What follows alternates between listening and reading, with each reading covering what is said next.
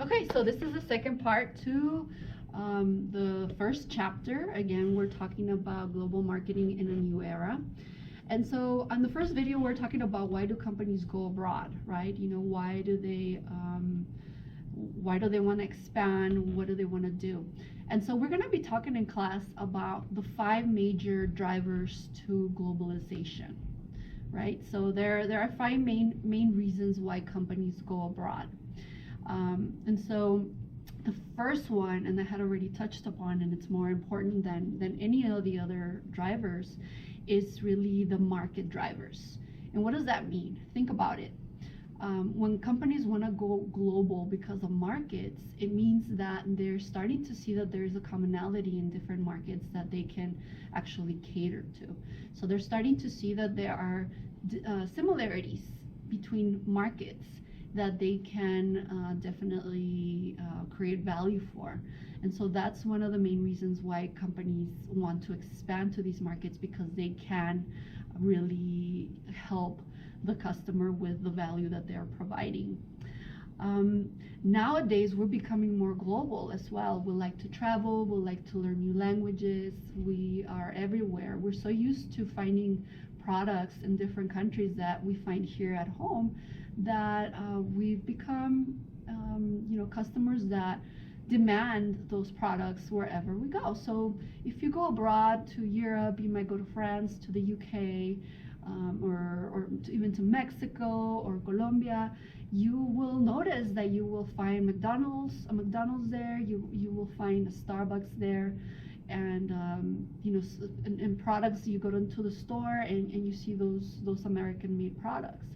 And so we expect those products, and that's one of the reasons also why companies want to expand and make sure that they're taking care not only of those markets in other places, but its own American market that is traveling across the globe. The second driver that had also kind of touched upon is the cost driver. So companies, definitely, the more they create their products, the lower their costs get, right? So you learned this from your OCM class.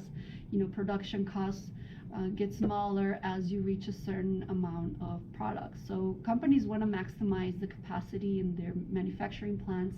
They want to make sure that they are manufacturing, building, creating as much at the lowest price. And so this allows them to be able to ship these products to other places and have a customer that will actually buy it. So it drives costs down, and that's another driver of globalization, is that you can build, you can manufacture your products and really lower your costs.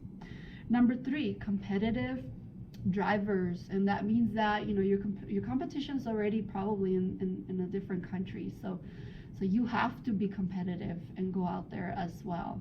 And global distribution, global markets are very competitive. And so if you're not there, somebody else is, and they're probably catering to your market already. So putting pressure on your competitors and being present is a good idea for expansion as well. Number four, technological drivers. Like I mentioned earlier, technology has really allowed companies to be able to operate from anywhere in the world. If you want to build a website and sell your widgets, sell your art, sell your technology from home, you can do so, and you can reach to many different countries, many different customers in different languages from the comfort of your home or your garage. So really, the internet, social media, technological advances, infrastructure, telecommunications has really expanded our ability to connect with others. And the infrastructure that are in those countries as well have really allowed us to use equipment that's more technologically advanced as well, production, equipment that creates certain products in a better way, or it even allows us to go and distribute them over there, thanks to all of this information and connectivity. So technology is a very important driver. And the last one is a government driver, and we're going to be talking a lot about regulations and the political stability, instability, the risk, barriers to going into another country and doing business, whether you're shipping, you're exporting, or you actually have a subsidiary, an office, or manufacturing plant in a different country. The more we open our borders as in the world, as a country, the more opportunities there are for companies to come and share their products, their knowledge with other markets. So we'll be talking a lot about that during class, and continue this conversation about drivers. Now, one last thing that I want to mention is that global marketing is not perfect, and you don't standardize or coordinate your marketing activities or strategies completely everywhere you go. There has to be some differences. There has to be some adjustment from country to country, whether it's a language or the color, whether it's a product, or the flavor, the size, the distribution channel. Anything having to do with the marketing strategy can be changed to fit that particular country, and that is called global localization. And that's where we're going more towards, is really adapting in a global scale, but adapting to multi-domestic markets. And this is one of the biggest conundrums in marketing, in global marketing, is how much do you adjust and how much do you serve your customer, how much do you localize.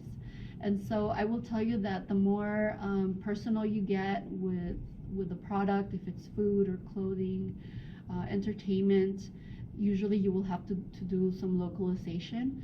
And the more you get into technology, innovations, cell phones and technologies, things like that, the more globalized you can be.